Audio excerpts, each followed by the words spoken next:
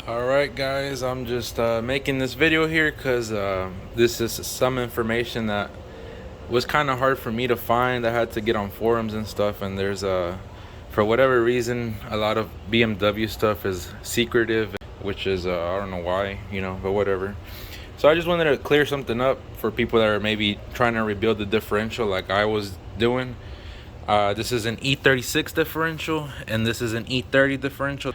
So what I did is I actually took parts off of this one.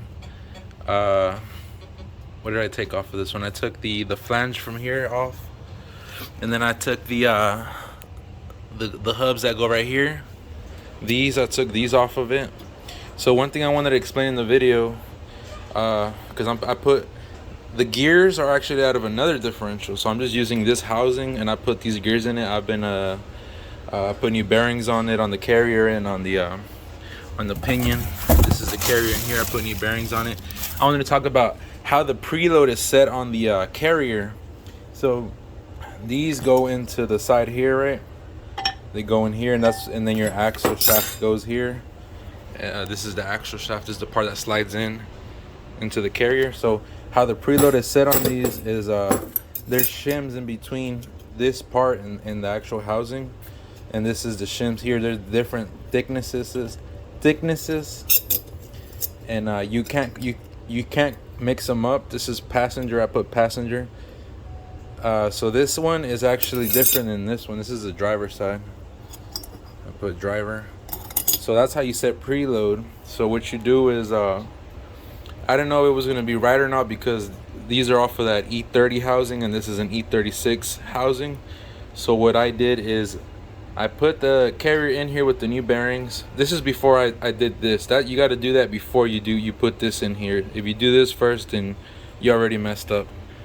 So before you do that, you have to check your carrier preload.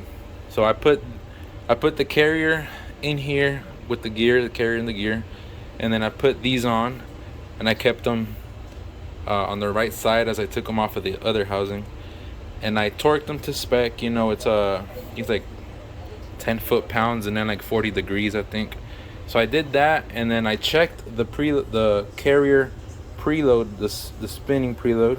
And how I did that is I actually made this little custom tool that I made.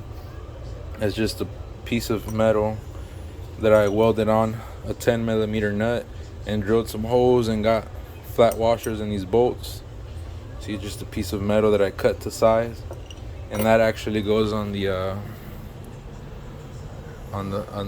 this hub here. See, I have those are the regular E36 6-cylinder ones. These are M3 ones, and that's what I'm putting in here. So what I did is I got basically, you put that all together, and then you put this on here, put the bolts on there, tighten it, and then that slides into this part when it's in the housing, slides in there, and then you're able to spin it and check preload. So that's a cool little tool I made. If anybody wants that, that's an idea. And then you just use your this type of style torque wrench. So I just wanted to show y'all that, and so I got lucky. My preload is perfect. It's like where it needs to be. Even though it's a different housing, I set it all up and it was perfect. So now I after I did that, I can install this, and I already set the preload on this as well. You have to use a 30mm socket, and then I use like two adapters, this one to this one, to be able to use it on this little. I set that, I tightened it, I set it to where it needs to be, and now that that's assembled, I know that the preload is going to be right on the carrier, so I can assemble it and check backlash. And the way you adjust backlash is you mess around with the sizes of these shims, and that's the sucky part about BMWs. These shims are expensive.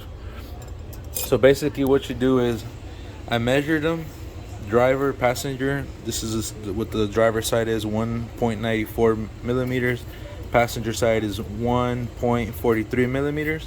So you basically add the two sides up, and their total, you need to write that number down, and you move the carrier over whichever way you need to go, depending on what your backlash looks like, by messing with the shims. And basically what you do is you got to change both shims when you change them. You got to change them, so if you add to this side, you got to take away from this side. If you add to this side, you got to take away from this side, because the shims always have to add up to that same number that the original number added up to. And that's how you adjust the carrier for a backlash. Just wanted to clear that up, because I know that's one of the things that I had a kind of a hard time trying to figure out at first. But I hope that helps somebody that's rebuilding a differential, BMW differential, or any differential that's similar to this. Thank you for watching.